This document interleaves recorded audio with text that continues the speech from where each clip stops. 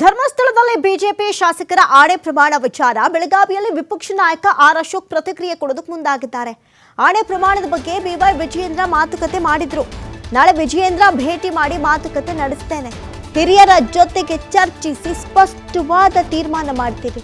ಚುನಾವಣೆಯಲ್ಲಿ ಯಾವ ಶಾಸಕರು ದ್ರೋಹ ಮಾಡಿದ್ದಾರೆ ಅನ್ನೋದು ಗೊತ್ತಿಲ್ಲ. ಆ ಕಾರಣಕ್ಕೆ ಪಕ್ಷದ ಅಧ್ಯಕ್ಷರ ಜೊತೆಗೆ ಮಾತನಾಡ್ತೇವೆ. ಈ ಬಗ್ಗೆ ಚರ್ಚಿಸಲು ಹೈಕಮಾಂಡ್ ಅಪಾಯಿಂಟ್ಮೆಂಟ್ ಕೇಳಿದ್ದೇವೆ. 2019ರಲ್ಲಿ ಕಾಂಗ್ರೆಸ್ ಶಾಸಕರು ಮುಂಬೈಗೆ ಹೋದಾಗ ಕಿಡಿಕಾರಿದ್ರು. ಇದೇ ಕಾಂಗ್ರೆಸ್ ನಾಯಕರು ಕುದುರೆ ವ್ಯಾಪಾರ ಅಂತ ಹೇಳಿದ್ರು. ನಮ್ಮ ಜೊತೆ ಶಾಸಕರು ಬಂದಾಗ ಆಪರೇಷನ್ ಕಮಲ ಅಂತ ಹೇಳಿದ್ರು. ಈಗ ನೀವು ಮಾಡಿದ್ದೇನು? ನಿಮಗೆ ನಾಚಿಕೆ ಆಗಲ್ವಾ? ಕುದುರೆ ವ್ಯಾಪಾರ ಮಾಡುವ ಡಿಕೆಶಿ ಚಾಣಾಕ್ಷ ಆಗೋದಕ್ಕೆ ಹೇಗೆ ಸಾಧ್ಯ ಅಂತ ಪ್ರಶ್ನೆ ಮಾಡಿದ್ದಾರೆ. ಇನ್ನು ಅಡ್ಡ ಮತದಾನ ಮಾಡಿದವರು ಈ ಜನ್ಮದಲ್ಲಿ ಮತ್ತೆ ಚುನಾವಣೆಗೆ ನಿಲ್ಲಬಾರ್ದು, ಹಂಗೆ ಮಾಡ್ತೀವಿ ಅಂತ ವಿಪಕ್ಷ ನಾಯಕ ಆರ್ ಅಶೋಕ್ ಭಾರೀ ಕೆಂಡಾಮಂಡಲರಾಗಿದ್ದಾರೆ. ಈಗ ಅಡ್ಡ ಮತದಾನ ಮಾಡಿದವ್ರಿಗೆ ಎಷ್ಟು ಮಟ್ಟಿಗೆ ಢವ ಇರುತ್ತೋ ಗೊತ್ತಿಲ್ಲ. ಆದರೆ ಪಕ್ಷದ ಶಿಸ್ತನ್ನು ಬದಿಗೊತ್ತಿ ಅಡ್ಡ ಮತದಾನ ಮಾಡಿದವ್ರನ್ನ ಸುಮ್ಮನೆ ಬಿಡಲ್ಲ. ಪಕ್ಷದಿಂದ ಹೊರಗಡೆ ಹಾಕೋದಿರಲಿ, ಈ ಜನ್ಮದಲ್ಲಿ ಅವ್ರು ಮತ್ತೆ ಎಲೆಕ್ಷನ್ಗೆ ನಿಂತ್ಕೋಬಾರ್ದು, ಹಂಗೆ ಮಾಡ್ತೀವಿ ಅಂತ ಹೇಳ್ತಾ ಇದ್ದಾರೆ ಆರ್ ಅಶೋಕ್.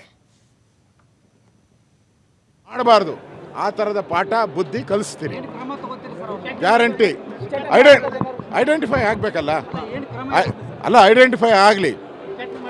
ಕೇಂದ್ರದ ನಾಯಕರ ಜೊತೆ ಚರ್ಚೆ ಮಾಡ್ತೀರಿ. ಅವ್ರ ಮೇಲೆ ಅವ್ರ ಜನ್ಮದಲ್ಲಿ ಎಲೆಕ್ಷನ್ ಕಂಟೆಸ್ಟ್ ಮಾಡಬಾರ್ದು, ಹಂಗೆ ಮಾಡ್ತೀವಿ. ಅದೇ ನಮಗೂ ಆಶ್ಚರ್ಯ.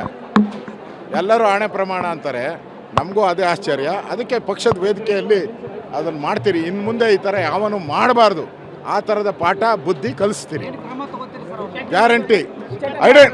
ಐಡೆಂಟಿಫೈ ಆಗಬೇಕಲ್ಲ, ಐಡೆಂಟಿಫೈ ಆಗಲಿ. ಕೇಂದ್ರದ ನಾಯಕರ ಜೊತೆ ಚರ್ಚೆ ಮಾಡ್ತೀರಿ. ಅವ್ರ ಮೇಲೆ ಅವ್ರ ಜನ್ಮದಲ್ಲಿ ಎಲೆಕ್ಷನ್ ಕಂಟೆಸ್ಟ್ ಮಾಡಬಾರ್ದು, ಹಂಗೆ ಮಾಡ್ತೀವಿ. ಅದೇ ನಮಗೂ ಆಶ್ಚರ್ಯ. ಎಲ್ಲರೂ ಆಣೆ ಪ್ರಮಾಣ ಅಂತಾರೆ, ನಮಗೂ ಅದೇ ಆಶ್ಚರ್ಯ. ಅದಕ್ಕೆ ಪಕ್ಷದ ವೇದಿಕೆಯಲ್ಲಿ ಅದನ್ನು ಮಾಡ್ತೀರಿ. ಇನ್ನು ಮುಂದೆ ಈ ಥರ ಯಾವನು ಮಾಡಬಾರ್ದು, ಆ ಥರದ ಪಾಠ ಬುದ್ಧಿ ಕಲಿಸ್ತೀರಿ.